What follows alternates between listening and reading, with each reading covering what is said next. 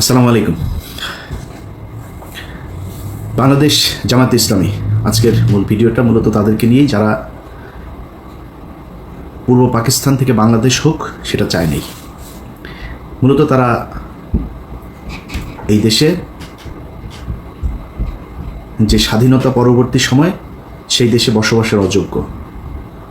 তারা বাংলাদেশের একটা অপশক্তি, পাকিস্তানি অপশক্তি। তাদের এই দেশে না, রাজনীতি তো পরের কথা, ওই নামে এবং ওই ব্যক্তিরা এই দেশের নাগরিকত্ব পাওয়ার, তাদের আমি মনে করি মরণোত্তর নাগরিকত্ব বাতিল করা উচিত, কারণ তারা এই দেশে স্বাধীনতা চায় নাই।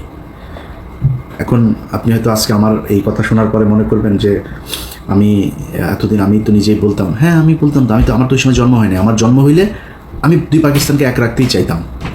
যদি না পারতাম আমি ওই পাকিস্তানে, পশ্চিম পাকিস্তানে চলে যেতাম। আপনি পশ্চিম পাকিস্তানের পক্ষ হয়ে যুদ্ধ করলেন, পূর্ব পাকিস্তান স্বাধীন হয়ে গেল, আপনি আবার পূর্ব পাকিস্তানে থাকার জন্য আপনার এত খায়েশ কেন? আবার পূর্ব পাকিস্তানে আপনি রাজনীতি করবেন, সেই দলেই রাজনীতি করবেন, এত ঘাটতারামো কেন?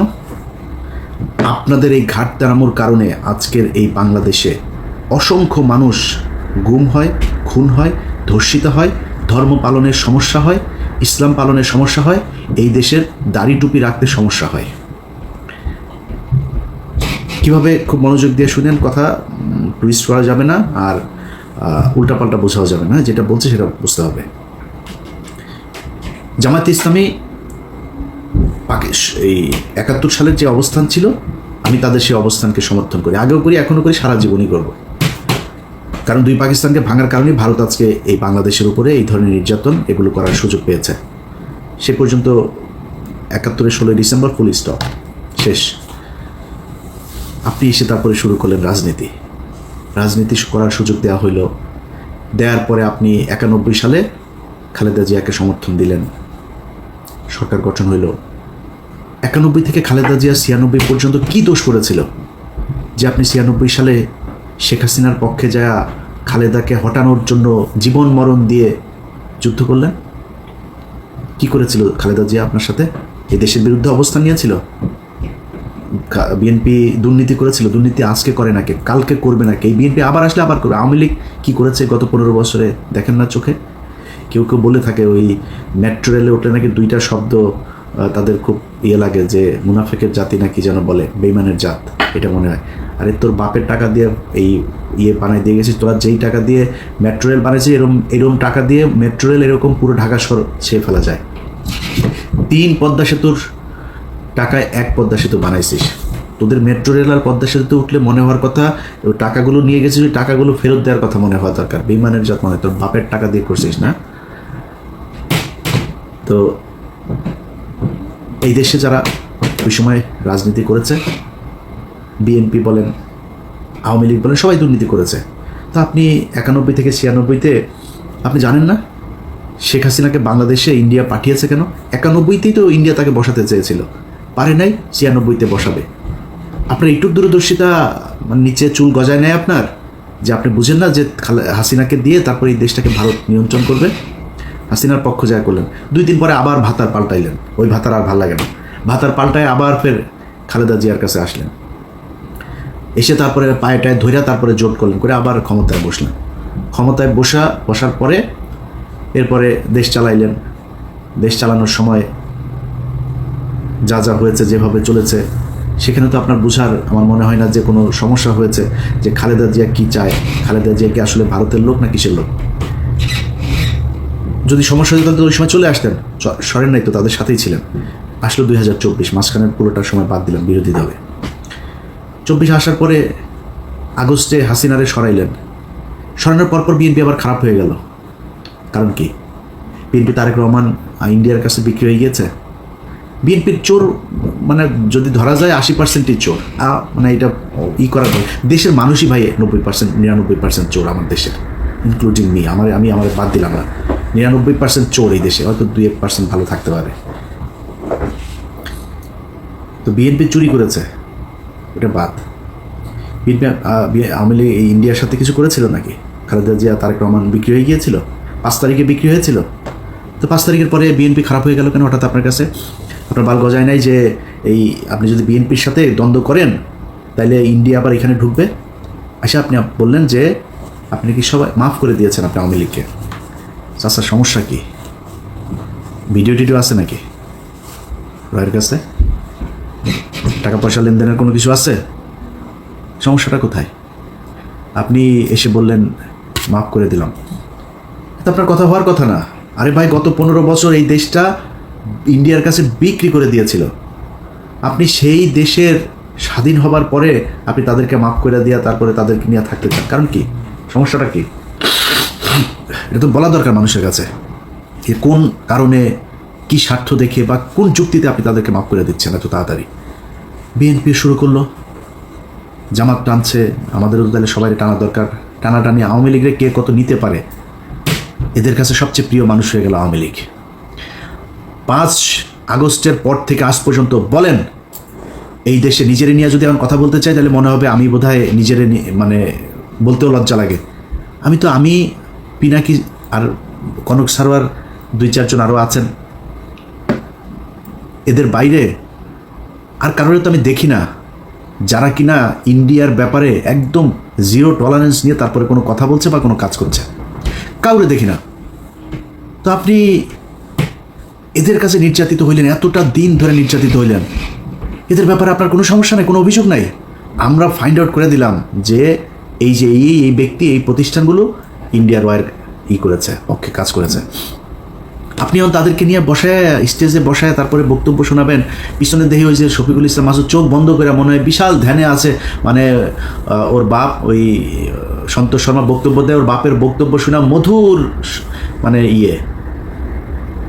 স্টেজে দাঁড়ায় রয়েছে, পিছনে বডিগার্ডের মতো, সোহরাওয়ার্দীর বডিগার্ড শেখ মুজিবের মতো ওইভাবে দাঁড়ায় আছে।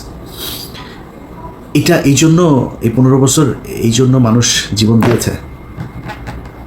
আপনার এই প্রোগ্রামটা যারা অর্গানাইজ করেছেন তাদেরকে, সেই জামাতের নেতা যারা সন্তোষ শর্মাকে দাওয়াত দিয়েছেন, সে ব্যক্তিগুলোকে একটু বলি যে মনে করেন আপনারা অলমোস্ট সবাই জেলে গিয়েছেন, আমি যতটুকু জানি। জেলে যাওয়ার পরে আপনার স্ত্রী বা মেয়েকে পুলিশ আপনাকে ক্রস ফায়ার দিবে এটা মনে করে তারপরে ধর্ষণ করেছে, ধর্ষণ করে পেটে বাচ্চাও দিয়ে দিয়েছে। অ্যাবর্শন তো করাইতে পারে না লজ্জার সময়। আপনাদের ঘরে যদি এরকম একটা বাচ্চা টাচ্চা যদি থাকে, মনে করেন থাকে, কেমন লাগবে? আসতে কিনা ওইটাও তো আল্লাহই জানে। থাকতে পারে না? কেন বললাম জানেন কথাটা? আলেপের কথা মনে আছে? আমার এই চ্যানেলে একটু পিছনে যায় ভিডিওগুলো দেখেন। এই পুলিশ অফিসার এক ব্যক্তিকে ধরে তার স্ত্রীকে তার স্বামীর ক্রসফায়ারের ভয় দেখিয়ে রোজা ভাঙিয়ে রোজার মাসে তারপরে ধর্ষণ করেছে। দেখেছেন আমার এই চ্যানেলে ভিডিওটা? এরকম 16 জন আমাদের বাংলা এডিশন অফিসে গিয়েছিল। তো বাংলা এডিশনের কাছে যারা গিয়েছে ওরা তথ্য দিতে চায়, নাম টাম বলার পারমিশন দিচ্ছেন। তো বললাম নাম টাম কিছু যদি না বলি, কোনো পুলিশের নাম বলতে দেবেন না, ওরা লজ্জায় কারণে বলতে চায় না। তো এখন ওই ব্যক্তি শুধু আমাদের কাছে বক্তব্য দিয়েছিল, কারণ ওর স্ত্রী মারা গিয়েছে। এগুলো নিয়েই দ্বন্দ্ব, সাংসারিক দ্বন্দ্ব, তারপরে আবার গর্ভবতী ছিল, এইসব সমস্যা মিলে হঠাৎ করে মারা গিয়েছে। স্বামী স্ত্রীর মধ্যে এটা নিয়ে খুব খারাপ পরিস্থিতি চলছিল, মারা গিয়েছে। সে লোকের কথা শোনেন নাই? ওই লোকের স্ত্রীকে এইভাবে জোর করে ধর্ষণ করেছে। আমরা তো জানি না আরও কত মানুষের স্ত্রীকে এইভাবে ধর্ষণ করেছে যারা আমাদের কাছ পর্যন্ত পৌঁছাইতে পারেনি। আপনি মাফ করে দেওয়ার কে? তাদের কাছে জিজ্ঞেস করেছেন? ভারত গেল 15 বছরে যা করেছে সেটার শাস্তি হতে হবে, শুধু শাস্তি না, সারা জীবনের জন্য তাদেরকে নিষিদ্ধ করতে হবে। আপনি 2 দিনের মাথায় মাফ করে দেন। খিলগাঁয়ের জনির কথা মনে আছে? বুকে গুলি কয়টা? 19 গুলি নিয়ে তারপরে মরতে হয়েছিল, ছোট বাচ্চা। তবে বাচ্চার কাছে গিয়ে জিজ্ঞেস করেছেন যে ওর বাপের এই হত্যাকাণ্ডকে সে মাফ করেছে কিনা? সারা দেশে সেই 5ই মে থেকে শুরু করে বিভিন্ন সময় এই দেশে গণহত্যা চালিয়েছে। ঠিক যখন আপনি কথাটা বলছিলেন তার 1 মাস আগে, 15 দিন আগে একটা গণহত্যা চালিয়েছে। আপনি তাদেরকে মাফ করে দিচ্ছেন এত তাড়াতাড়ি। নিশ্চয়ই চাচা মিয়া ভিডিও টিডিও কোনো মমতাজ টমতাজ কারোর সাথে মনে হয় আকাম কুকামের কোনো ভিডিও আপনার আছে আওয়ামী লীগের কাছে বা রয়ের কাছে, এই জন্য আপনি বক্তব্য দিতে বাধ্য হয়েছেন। ওইটা আপনার বক্তব্য হওয়ার কথা না। আমি একজন মানুষ হিসাবে, সুস্থ মস্তিষ্কের একটা মানুষ হিসাবে এটা আমি মনে করি না। হয় আমি পাগল হয়ে গিয়েছি, নাহলে আপনার কোনো ভিডিও টিডিও কিছু একটা আছে, নাহলে আপনি মাফ করতে পারেন না। আপনাদের অনেকের খারাপ লাগতে পারে ভাই, এই দেশের এই জামাত ইসলামের কারণে আমি সরাসরি বলি, ধরেন আমি কয়দিন আগে ওই যে বিরিয়ানি আলম সাহেব বলেছিলেন, তার সাথে আমার ওয়াশিংটনে আমরা মুশফিক ভাই টুশফিক ভাই এরা কয়েকজন ছিলাম একটা প্রেস ব্রিফিংয়ে এখানে। তো আমার জিজ্ঞেস করছিল যে আপনি নির্বাচন হলে কারে ভোট দেবেন? আমরা নির্বাচন হলে জামাত ইসলামে ভোট দেবো। এখনও এটা প্রকাশ্যে, মানে এটা আমি যেটা বলি আমি সবার সাথে কথা ওইভাবেই বলি, বলছি জামাত ইসলামে দেবো। যে কেন জামাত ইসলামে কেন দেবেন? বললাম জামাত ইসলাম বিএনপি দুইটা আমার কাছে সমান্তরাল, কিন্তু যেহেতু ওরা ইসলামটাকে একটু প্রিফার করে তো আমি এই কারণে জামাত ইসলামকেই ভোটটা দিব, বাট আমি বিএনপিকেও পছন্দ করি। এখনও বলছি এই এক কারণে জামাত ইসলামের প্রতি মানুষের যে দুর্বলতা, এটার কারণে বিএনপির চাইতে আপনারা অনেকেই হয়তো জামাত ইসলামের অনেকে, আমার তো মানুষ জামাত ইসলামই মনে করে, তো কালকে হয়তো মনে করছে আরে ইলিয়াস কী সমস্যা, কি ইলিয়াস তো এই জামাতও করে, তাহলে আসলে করে কোন দল? এখন আমি জামাত করি না, কিন্তু বিএনপির লোকজন কিন্তু আমার জামাত বানায়। এই যে জামাত বলা হয় এটার কারণ কি জানেন? এটার কারণ হচ্ছে ওই যে ধর্মীয় কথাবার্তা বলি, যখন অফিসে জব করতাম টিভিতে রোজা রাখতাম, রোজা রাখাই তো আবার মাঝে মধ্যে ধরেন শুক্রবারে নামাজ টামাজ পড়ার জন্য সময় চাইতাম অফিসে, এই তো তো জঙ্গি তো মানে শিবিরের লোক। আবার ওই হরতালের সময় শিবিরের ওই ফুটেজ টুটেজ যেগুলো আমি তাড়াতাড়ি পাইতাম আর কি, আমার কাছে এই তথ্যটা আমি সোর্স মেনটেন করতাম। মনে হয় ওর সাথে ও এত ফুটেজ পাই কেমনে, কোথায় ভাঙচুর হয় এটাও জানে কেমনে, এইটাও আর একটা কারণ। আমি একা না, আপনি বিএনপির সাথে বলবেন যে আমি বিএনপি করি বলে এই বা মানে বিএনপির কিছু দেখি না এটা বলে আপনি পাওয়ার সুযোগ নাই, কারণ বিএনপির সাথে আপনার অনেকগুলো জায়গায় পার্থক্য আছে, যে পার্থক্যটা আপনাকে মেনটেন করতে হবে। যে পার্থক্যগুলো কি? আবরার ফাহাদ বলেছিল সে শিবির করে, আবরার ফাহাদকে হত্যা করা হয়েছে শিবির সন্দেহে, জানেন না? আমি বেতন পেয়েছি 23,000 টাকা বেতন পাই মাত্র, তখন বেতনের পুরো টাকাটা নিয়ে তারপরে যে কোনো জামাত ইসলামের কোনো একটা জায়গায় দিয়ে এসছি, এটা একটা রসিদ ছিল, সেই রসিদটা আমার ডয়ারে ছিল, 23,000 টাকার একটা রসিদ। 23,800 টাকা বেতন পাইতাম তখন, 800 রেখে দিয়েছিলাম, 23,000 টাকার রসিদটা দিয়েছিলাম। তো আমি যেহেতু ঢাকা শহরে আমার যেহেতু মানে নিজের বাবার বাড়িটাই আছে, আমার যেহেতু মানে ভাড়া দিতে হয় না, আমি অফিসে অন্যদের চাইতে একটু রিল্যাক্স থাকতাম, কোনো বাজার টাজার কোনো কিছু আমার কোনো ঝামেলা ছিল না, তো আমি ওই টাকাটা দিয়েছিলাম।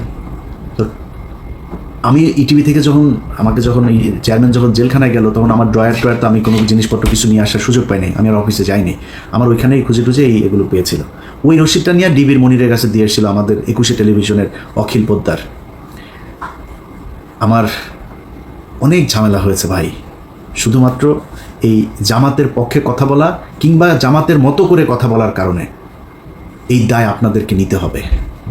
আবরার ফাহাদ মারা গিয়েছে, এই দায় আপনাকে নিতে হবে।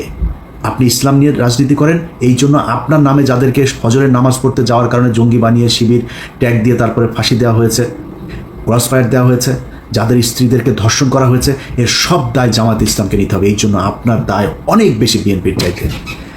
বিএনপি তো ভাই খালি খালেদা জিয়া, তারেক রহমান, জিয়া পরিবার বাদ দিলে বিএনপির 90% মানুষের সাথে আওয়ামী লীগের কোনো পার্থক্য নাই। আপনি যদি নাকি এই ভারতের ইস্যুটার সামনে নিয়ে এসে যদি বলেন, ভাই বিএনপির বহু মানুষ আছে। এই যে সালাউদ্দিন দেখেন না, সালাউদ্দিন ইন্ডিয়াতে ধরে নিয়ে গিয়েছিল, আমরা জানি, ধরে নিয়ে যে তাকে গুম করেছিল, ওই গুম হয় নাই, ওই বাংলাদেশের মানুষের গুম করছিল। ইন্ডিয়াতে বসে আসে আমাদের সাথে ফোনে কথা বলে, আমার সাথে অনেকবার কথা হয়েছে, ইন্ডিয়াতে বসে থেকে কথা বলে আমার সাথে, অনেক ইনস্ট্রাকশন দিত, ভাই এরকম করো এরকম এই সেই। আমি খুব অবাক হইতাম যে ইন্ডিয়াতে বসে সে কথা বলে, তারে কিছু বলে না। তখন কিন্তু আমরা এটা নিয়ে আলোচনা করতাম যে সমস্যা, এরা আসলে ইন্ডিয়া নিয়ে গিয়েছে ভাব ধরানোর জন্য, সে আসলে রয়েরই লোক, ওইখানে নিয়ে তাকে ট্রেন আপ করা হচ্ছে বিএনপিকে, যাতে সে দেশে গিয়ে তারপরে সার্ভিসটা দিতে পারে। সেই সার্ভিস এখন এসালাম এদের সবাইকে বাঁচায় সালাউদ্দিন সাহেব দিচ্ছেন। তো বিএনপিরে যদি আপনি তারেক রহমান, খালেদা অর্থাৎ জিয়া পরিবারের বাদ দেন, আমি জানি না ভাই কয়জন খুঁজে পাবেন সেখানে ইন্ডিয়ান লোক। মির্জা ফখরুল এই দলের দ্বিতীয় পার্সন, তার মতো লোক ভারতীয় এজেন্ট। এরপরে আর কে কোথায় আছে আমরা জানি না, এটা নিয়ে আজকে কথা বলছি না, যেহেতু আজকে ওইটা বাদ। তো মানুষের প্রত্যাশা জামাত ইসলামের উপরে অনেক বেশি, বিশেষ করে ভারতের ক্ষেত্রে, কারণ ভারতের সাথে আপনারা 71-এ হেরেছেন। এই গত কয়েক বছর আপনাদের কয়েকজনকে হত্যা করা হয়েছে। 15 বছর আপনাদের যেসব শিবিরের ছেলেপেলে আছে, জামাতের লোকজন আছে, তাদেরকে প্রচণ্ড কষ্ট নির্যাতন সহ্য করতে হয়েছে। এই কষ্ট আপনাদের উপরের এই তাহের ঠাকুরের মতো, এই তাহের মিয়ার মতো এরকম 2-4 জন রয়ের এজেন্টকে নিয়ে আপনি এই পুরো দেশের সব মানুষকে বিপদে ফেলতে পারেন না। জামাতে ইসলামকে নিয়ে অনেক কিছু বলার মতো সুযোগ ছিল, কিচ্ছু বলি নাই। আপনি জানেন এটিএম আজহার এখনো পর্যন্ত জেলখানায় আছে। বাংলাদেশের মানুষকে বিষয়টা বলি, কেন আছে জেলে জানেন? জেলে আছে জামাত ইসলামের কয়েকজন নেতার কারণে। তারা ইচ্ছা করে তাকে জেলখানায় রেখেছে, তারা চায় না সে ছাড়া পাক। 5 তারিখের পর থেকে এখনো পর্যন্ত জামাত ইসলামের অনেক নেতার বাড়িতে আওয়ামী লীগের লোকজনকে লুকিয়ে রাখা হয়েছে। শিবিরের ছেলে পেলে যায় কিছু কিছু জায়গা থেকে তুলে জোর করে তারপর জামাতের সাথে যুদ্ধ করে তাদেরকে বের করেছে। জামাত ইসলামের সাথে শিবিরের একদম খুব স্পষ্ট কিছু দ্বন্দ্ব, তারা সেই বিষয়গুলো বাইরে আসতে দেয় নাই, কিন্তু সেই দ্বন্দ্বগুলো এখন প্রকাশ পাচ্ছে। জামাত ইসলাম, ইসলামী ছাত্র শিবির থেকে শুরু করে যারা এই দলের সমর্থক কর্মী যারা যেখানে আছেন, আপনারা যদি মনে করেন ভাই সন্তোষ শর্মার মতো লোককে এরকম একটা জায়গায় জায়গা দিয়ে জামায়াত ইসলাম ভালো কাজ করেছে এবং আপনারা সেটাকে সমর্থন দেবেন, আমার কোনো সমস্যা নাই। কিন্তু আজকের পর থেকে জামায়াতে ইসলামকে কোনো জায়গায় কোনোভাবে ছাড় দিয়ে ইলিয়াস হোসেন কথা বলবে না। আপনাদের সম্মান থাকলো কি না থাকলো যায়ও না আসেও না, কারণ এই জামাত ইসলাম আর আওয়ামী লীগের মধ্যে কোনো পার্থক্য নাই। ওরা ভারতীয় চর, তোমরা পাকিস্তানি চর। আমরা পাকিস্তানের সাথে প্রচণ্ড ভালো সম্পর্ক রাখতে চাই, কিন্তু তুমি পাকিস্তানের হয়ে এই দেশের বিরুদ্ধে, মানুষের বিরুদ্ধে যুদ্ধ করে তারপরে এই দেশে এসে রাজনীতি করবা, রাজনীতি করতে এসে যখন যার দিকে মনে চায় তার পক্ষ হয়ে কাজ করবা, আর তোমারে আমরা কোলে তুলা নাচবো, এটা মনে করার কোনো কারণ নাই। এই কারণেই আজকের ভিডিওতে সবশেষ যেটা বলতে চাই, তোমাদের এই গত 15 বছরে তোমার দলের ভেতরে যত মানুষজন নির্যাতন সহ্য করেছে তাদের কাছে পারমিশন নিয়ে তারপরে সন্তোষ শর্মাকে কালকে স্টেজে উঠিয়েছিল কিনা, এটার পরিষ্কার জবাব তোমাদের Facebook, website, television, press release এসবের মাধ্যমে আমরা জানতে চাই। আল্লাহ হাফেজ।